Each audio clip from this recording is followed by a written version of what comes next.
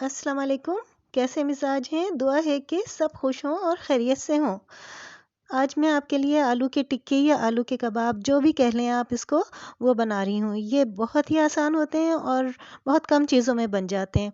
साथ में रायता, हरी चटनी वग़ैरह इसके साथ में बना लें तो आपका लुत्फ़ दुबाला हो जाएगा।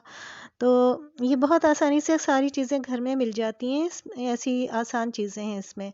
तो मैं आपको बनाना सिखाती हूँ। ये 2 आलू हैं, एक छोटा एक बड़ा है। आप 2 मीडियम ले लीजिएगा और इसको साफ़ करके, छील के और इसके पीसेस करके इसको थोड़े से पानी में बॉयल कर लीजिएगा।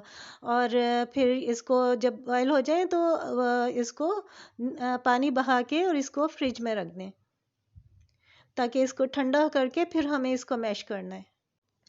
ये एक मीडियम प्याज़ है और ये थोड़ा-सा हरा धनिया और 3-4 हरी मिर्चें।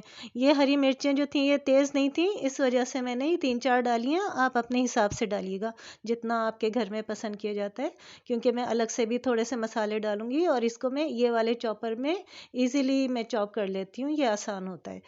तो ये मैंने फ़ाइन चॉप कर लिया है तीनों चीज़ों को और ये मेरे ठंडे हो गए आलू, तो मैंने इसको अब मैश कर लिया है। मैश करके फिर आप ये वाला जो चॉप कर लिया ना आपने तीनों चीज़ों को, वो इसी में डाल दें। ये एक डबल रोटी का स्लाइस है जो मैंने चॉपर में पीस लिया है, ये भी इसी में जाएगा। और ये सूजी है 3 टेबल स्पून की।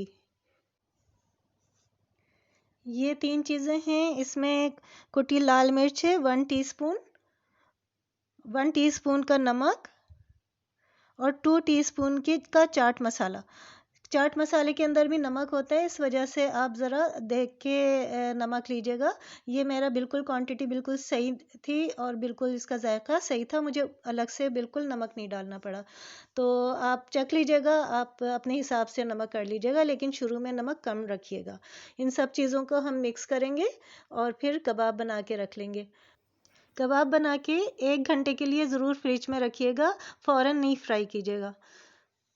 तो ये हमारे सब बन गए, अब हम इसको फ्रिज में रख देंगे 1 घंटे के लिए, उसके बाद हम फ्राई करेंगे।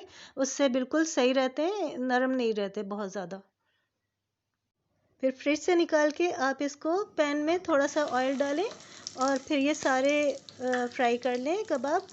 और अच्छा, ज़्यादा ऑयल नहीं डालिएगा, कम ऑयल में कीजिएगा इसको और धीमी आंच रखिएगा, तेज़ आंच पे नहीं कीजिएगा, तो वरना इतने अच्छे होते नहीं हैं।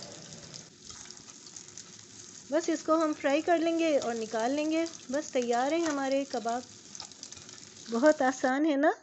आप इनकी शेप अपनी मर्ज़ी से भी दे सकते हैं, नगेट्स या सीख कबाब, जैसे आपको पसंद हो। और शाम में आप इसको चाय के साथ बनाएं, बड़ा मज़ा आएगा। ये रेसिपी अगर पसंद आई हो तो लाइक कर दें, सब्सक्राइब भी, और अगली वीडियो तक मुझे इजाज़त दीजिए। अल्लाह हाफिज़।